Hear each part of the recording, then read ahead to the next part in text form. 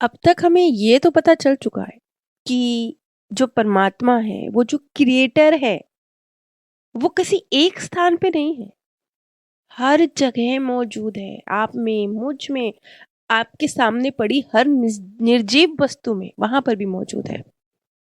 और वो कैसे मौजूद है? वो तरंगों के रूप में मौजूद है, क्योंकि क्रिएटर साक्षात कोई, जैसे हम उसे विजुअलाइज करते हैं कि इंसान के रूप में करते हैं, क्योंकि हमें उन्हें इस तरीके से, इस रूप में विजुअलाइज करना अच्छा लगता है। हम ज्यादा अच्छे से रिलेट कर पाते हैं, इसलिए करते हैं।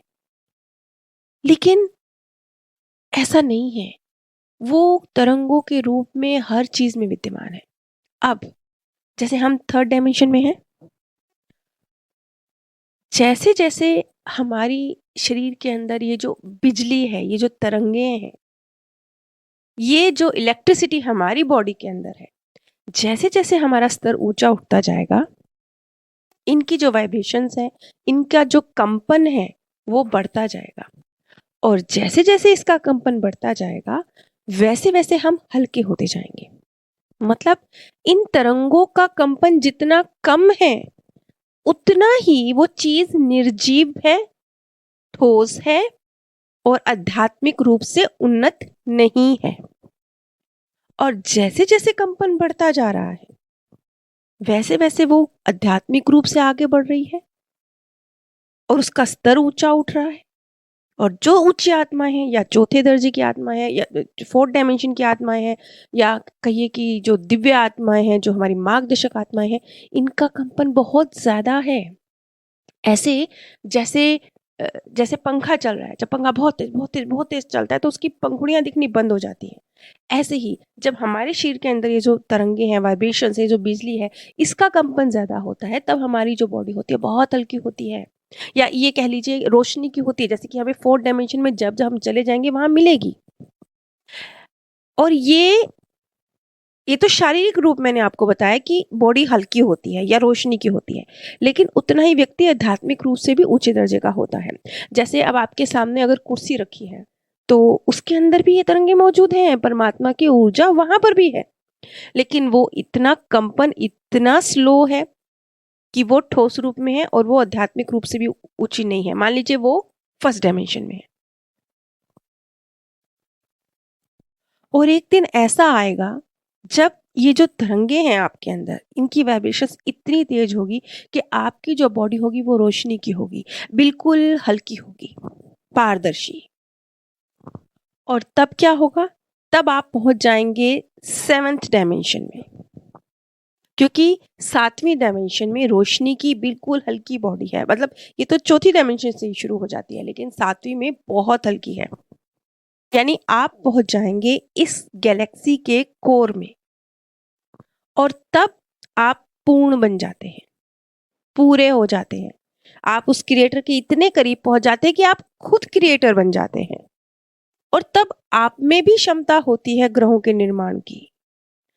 जब आप खुद सातवीं आठवीं डायमेंशन तक पहुंच जाएंगे, तब आप निर्माण करेंगे ऐसे पृथ्वी जैसे ग्रहों का। जैसे पहले भी पिछली वीडियोस में इस चीज को क्लियर किया गया था कि किस तरीके से आठवीं डायमेंशन में जो ये रोशनी का शरीर है, बॉडी है, ये जब ब्लैक होल में जाती हैं तो वहां से फिर व्हाइट होल से बाहर निकलती हैं। और जब वो व्हाइट होल से बाहर निकलती हैं तो वो खुद क्रिएटर होती हैं। खुद समझ लीजिए, एकदम बच्चों जैसी भाषा में बात करें तो वो खुद भगवान होती है। आगे राह बताते हैं कि जो हमारी बॉडी में रेड चक्र है, वो बहुत महत्वपूर्ण है। उसे बेसिक चक्र के रूप में जाना जाता है। ये जो रेड चक्र है, जिसे रूट चक्र के नाम से जाना जाता है, ये सबकी बुनियाद है, क्योंकि उसके अंदर ही हमारी इच्छाएं, आपकी इस भौतिक दुनिया से जुड़ी हुई इच्छाएं, जरूरतें, ये सब इसी चक्र से जुड़ी हुई हैं।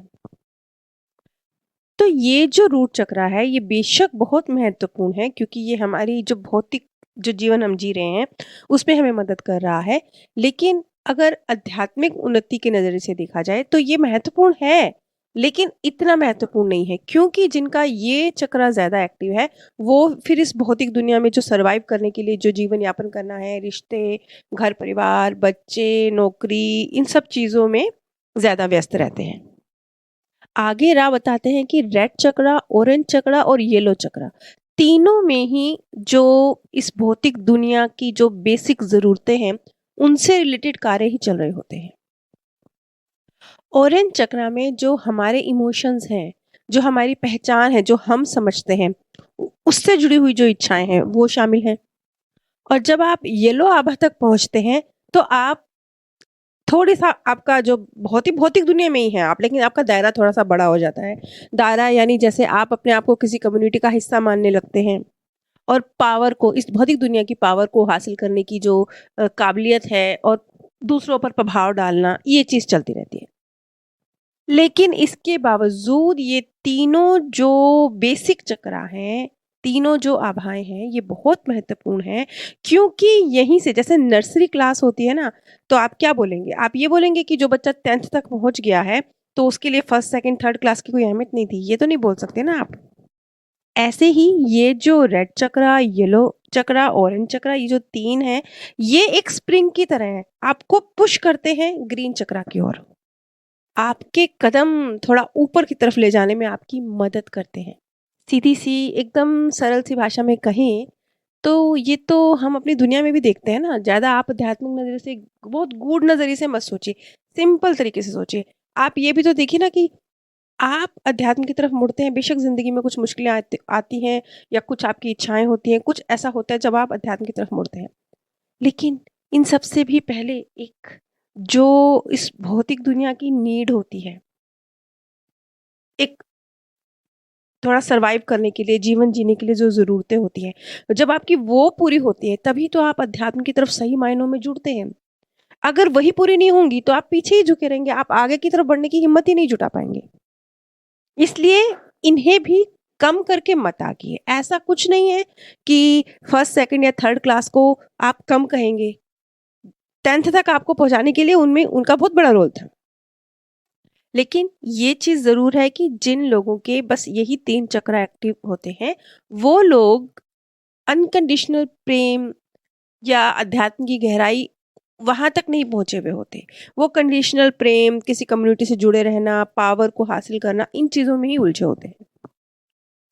और जब आप ग्रीन चक्रा तक पहुँचते हैं, तब आप आध्यात्मिक रूप से जागृत होना शुरू हो जाते हैं। तब आपको थोड़ी-थोड़ी चीज़ें समझ आने लगती हैं कि मतलब आप किसी को जज नहीं करते, किसी से तुलना नहीं करते, अनकंडीशनल प्रेम आपको देना आने लगता है।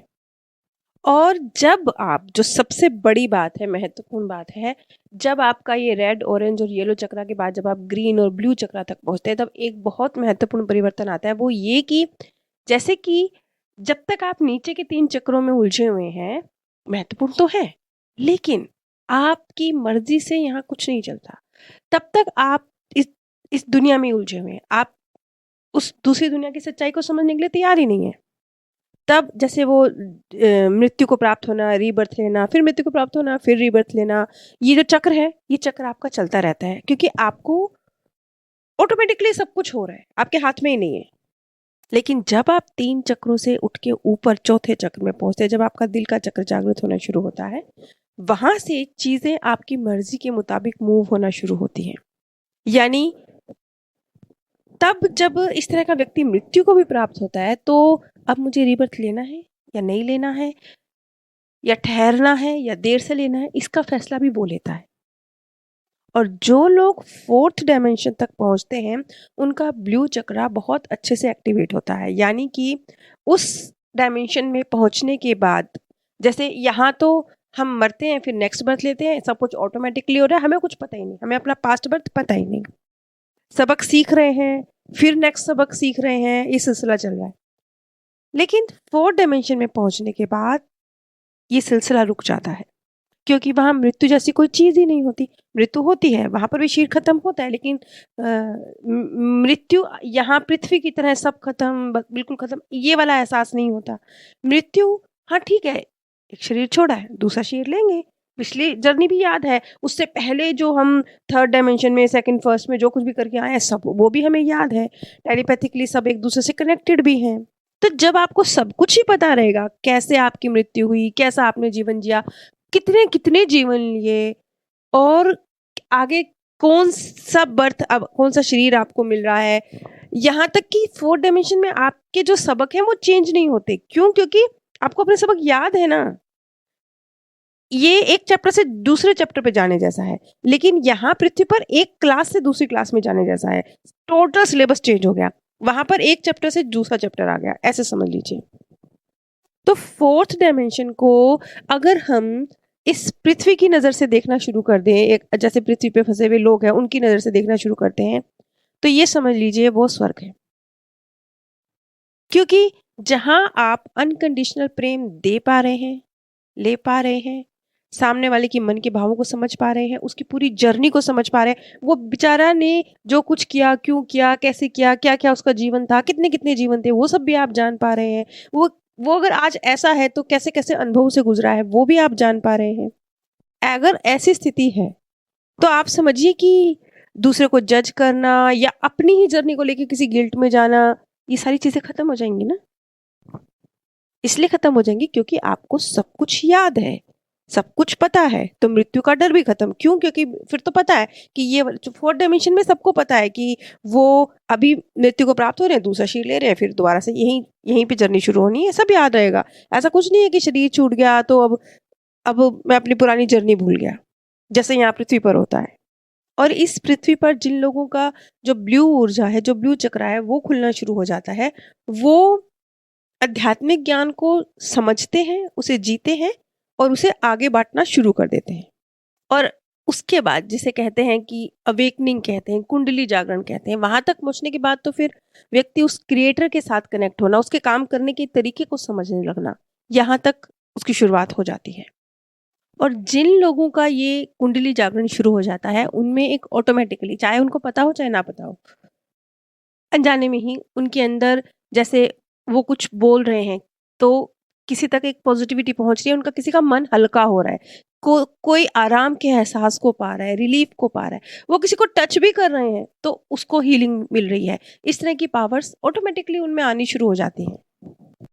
लेकिन खुद उस व्यक्ति को भी ये चीज़ नहीं पता होती।